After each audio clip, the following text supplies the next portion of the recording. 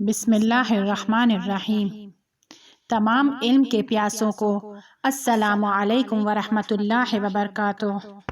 زندگی میں اگر کہیں بھی پہنچنا چاہتے ہیں تو بڑوں کا احترام کریں اور چھوٹوں کے ساتھ شفقت کے سید ذبیح اللہ قوامی حاج آغا فخر تہرانی کے نام سے مشہور تھے۔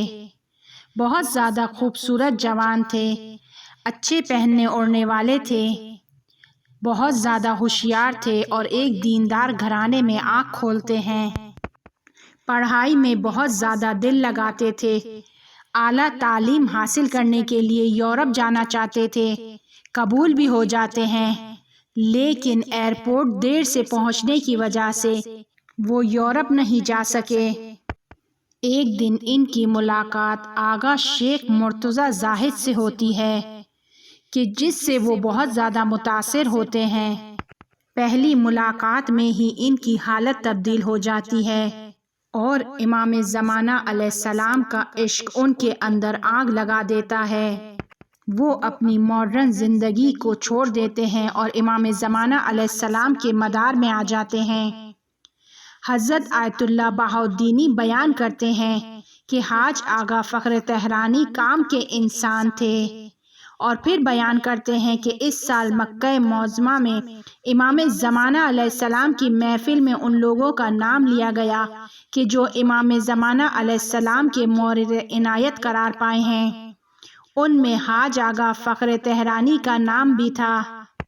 جب حاج آغا فخر تہرانی سے پوچھا گیا کہ آپ نے ایسا کیا کیا کہ جو امام زمانہ علیہ السلام کی آپ پر عنایت ہوئی، تو جواب میں فرماتے ہیں، میں نے کچھ بھی نہیں کیا سوائے اس کے کہ ایک مدت سے اپنی بوڑھی ماں کو کہ جو بستر سے لگ گئی ہے کی خدمت کر رہا ہوں، اور اس کے تمام کاموں حتیٰ اس کا حمام جانا اور ٹوائلٹ جانے کو بھی میں نے اپنے ذمے لے رکھا ہے۔ میرے خیال میں میری ماں کی خدمت کرنا مجھے آقا کی نظر میں مورد عنایت قرار دیا ہے۔ حاج آغا فخر تہرانی اولیاء خدا میں سے تھے۔ عرفات کے صحرا میں انہوں نے کسی سے کہا کہ نگاہ کرو۔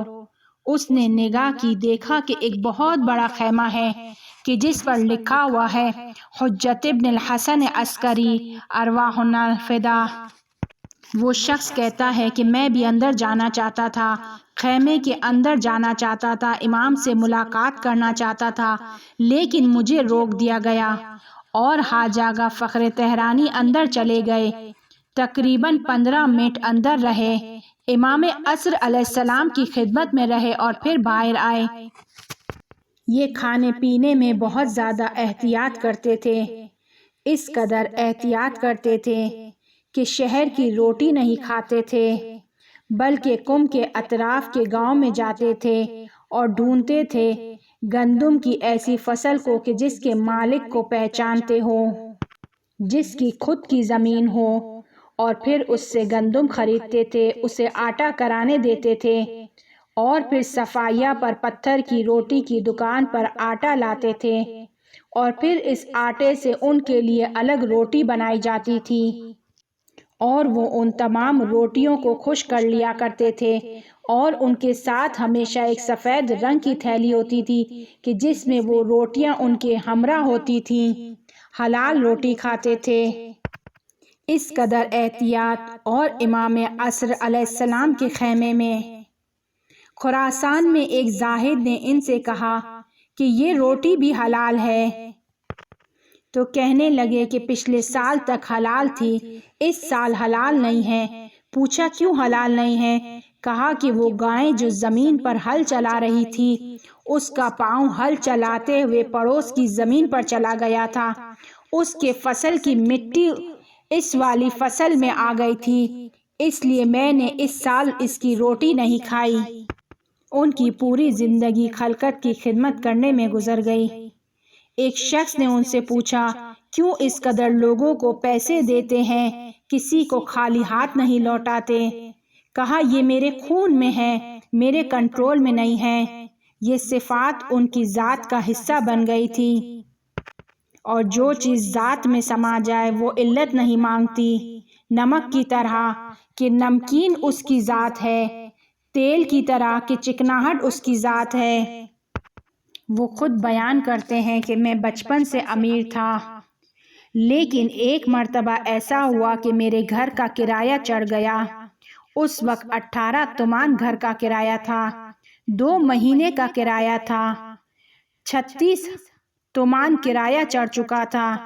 وہ کہتے ہیں کہ میں بہت پریشان تھا، اداس تھا۔ میرے مالک مکان کی بیوی نے میری بیوی کو پکڑ لیا تھا اور میں اس وقت بازار میں نوکری کرتا تھا۔ میں نے اپنے دوستوں سے 36 تومان قرض لیے تاکہ گھر کا کرایہ دوں۔ میں پیسے لے کے گھر کی جانب چل پڑا۔ گھر کے قریب پہنچا تو کسی نے مجھے روک لیا اور کہا کہ مجھے 36 تومان کی ضرورت ہے، میں اس کی وجہ سے پریشان ہوں، اگر تمہارے پاس ہیں تو دے دو، مجھ پر مہربانی کرو، میری مشکل کو حل کرو۔ وہ کہتے ہیں کہ میں نے وہ 36 تومان اس کو دے دیے۔